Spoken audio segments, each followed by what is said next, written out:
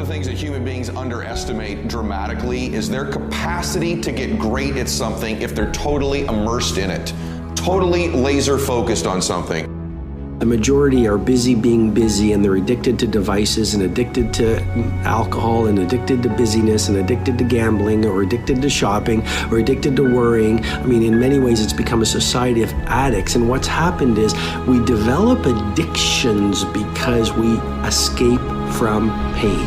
See, potential unexpressed, the potential you were born into, if you're not expressing it, if you're not living it, if you're not releasing and showing your primal glory every single day, then at a subconscious level you're developing, anger and sadness and guilt and shame over your self-betrayal against your genius. If somebody is really stressed out, they're not stressed out for no reason. It's because they're focusing on something that makes them feel stressed. They often, when they're focusing on it, it changes the body. You start to feel tight. You start to feel a certain way. And then they use language like, I don't know what to do. Why am I so overwhelmed? So 3 things control how you feel every moment. What you focus on, what you do with your body.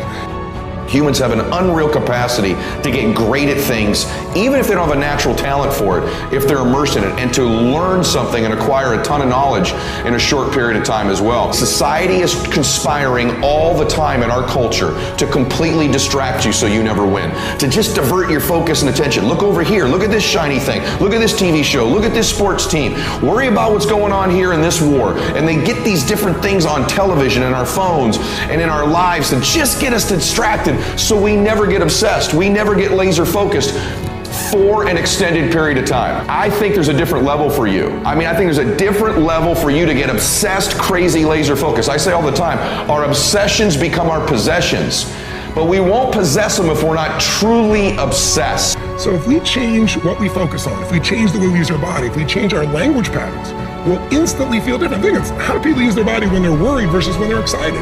If you learn to use your body first, use your focus first, you can literally change how you feel in moments, and then you develop new habits where you start to feel good all the time, and it isn't some phony fake pump up. It's literally the way you've conditioned your body, just like being fit as an athlete, you want to be emotionally fit. The bottom line is, no one's coming.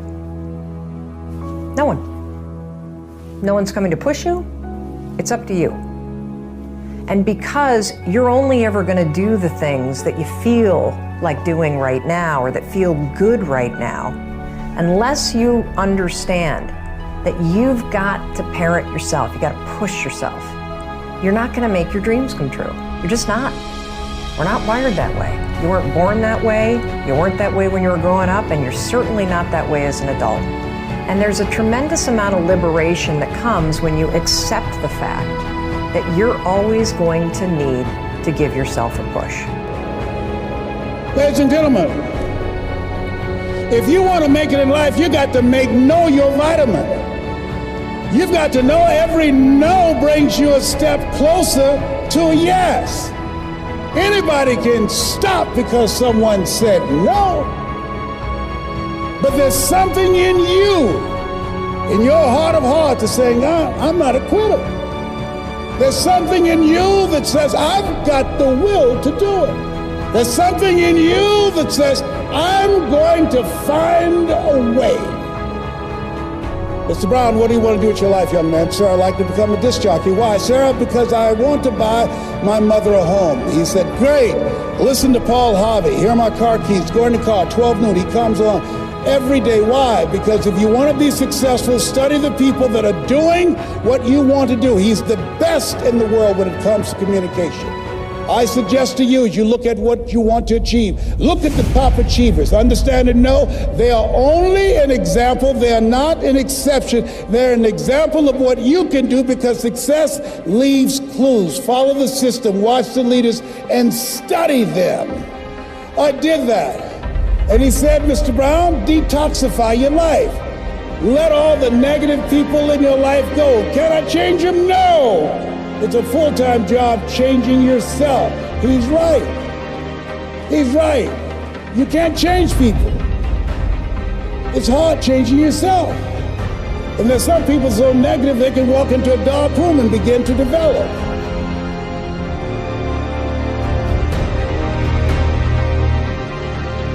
He said, practice OQP, only quality people.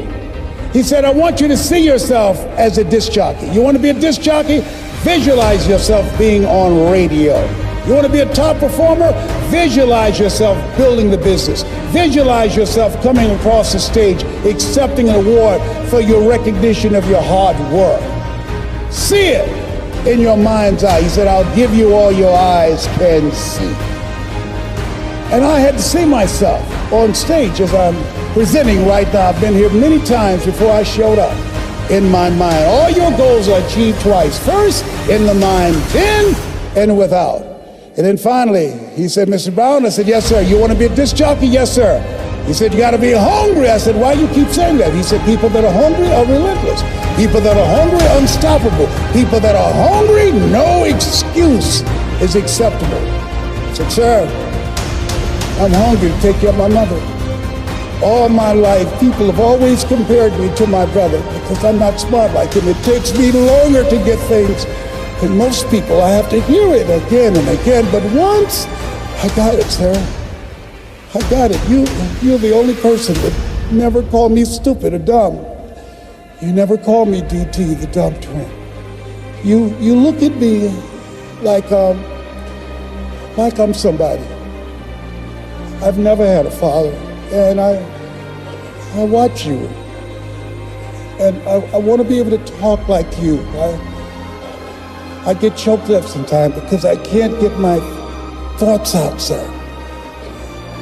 And I want to do what you do, and I want to make my mama proud.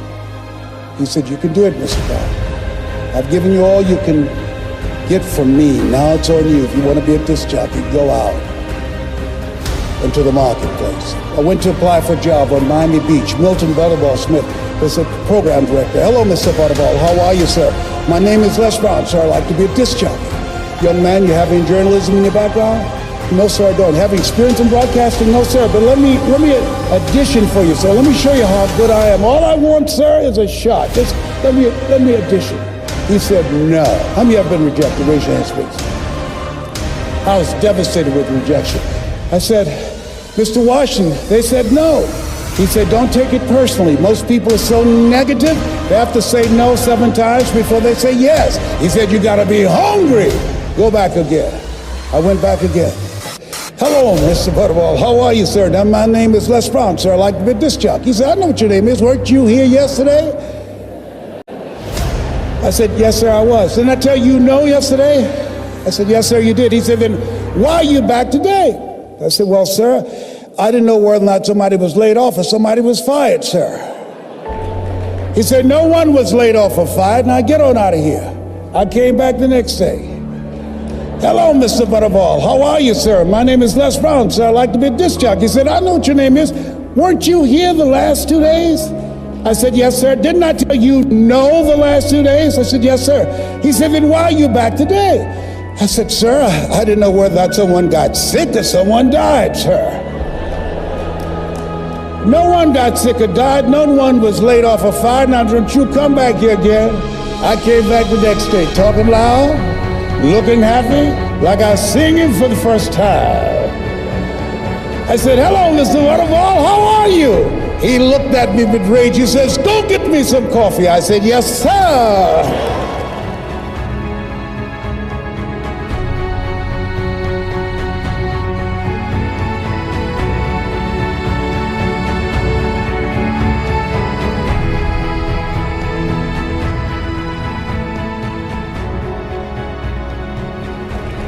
As you think about your goals and dreams, you've got to know your vitamin. I became the errand boy for the disc jockeys. I'd go get their lunch and their dinner, and I stand in the control room watching them move their hands, knowing my time will come. Let us say together, I expect to live my dream. I began to serve them. My favorite book says the greatest among you will be your servant. Learn how to be a good servant. And so pretty soon, I was, write this down, building a relationship. People build relationships with people they know, like, and trust, and have proven themselves. And they said, look here, young boy, who cleaned my car today? I did, sir. How much do I owe you? Nothing, sir. You cleaned it inside and out and waxed it, yes. I don't owe you anything, no sir. I just wanted to help out. Write this down, give before you ask. I was giving service. I was giving service first. He said, whoa. Yeah, Donna Ross and the Supremes are coming to town, the Four Tops and the Temptations. Here are my car keys. Pick them up and take them to the Fontainebleau Hotel on Miami Beach. I said, be my pleasure to serve you, sir. I would drive these entertainers all over Miami Beach in the disc jockeys' big long Cadillacs. I didn't have any driver's license, but I was driving like a handsome. Then one day, it was a Saturday afternoon, a disc jockey by the name of Rockin' Roger was drinking while he was on the air. He began to slur his words. He got so drunk he was about to fall off the chair. It was a Saturday afternoon, and I was the only one there, looking at him through the control room window, walking back and forth, young, ready, and hungry.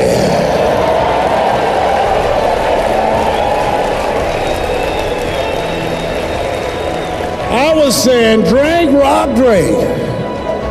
Drink, rock. I'd have gone get him some more if he'd asked me to. Then pretty soon the phone rang. It was the general manager, and I answered the phone. I said, hello? He said, young boy, this is Mr. Klein. I said, I know. He said, Rock can't finish the show. I said, I know. He said, would you call one of the other DJs in? I said, yes, sir. I hung the phone up. I said, now he must think I'm crazy. I called my mom and my girlfriend, Cassandra. I said, y'all come out on the front porch and turn on the radio. I'm about to come on the air.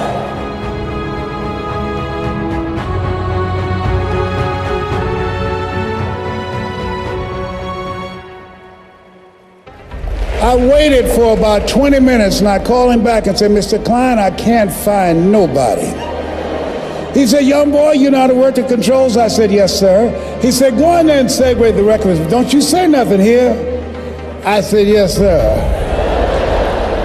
I couldn't wait to get old Rock out of the way. I put on a fast record. I said, look out, this is me, LB Triple P. Les Brown, your platter playing papa. There were none before me and there will be none after me. Therefore, that makes me the one and only. Young and single and love to mingle, certified, bona fide, duly qualified to bring you satisfaction and a whole lot of action. Look out, baby, I'm your love man. I was hungry. I was hungry. I was hungry. Shake someone's hand and say, you gotta be hungry. Shake someone's hand and say, you gotta be hungry. You gotta be hungry. So I'd like to leave this with you. I don't know what you want to do, but I believe that Zig was right. You give enough people what they want, they will give you what you want.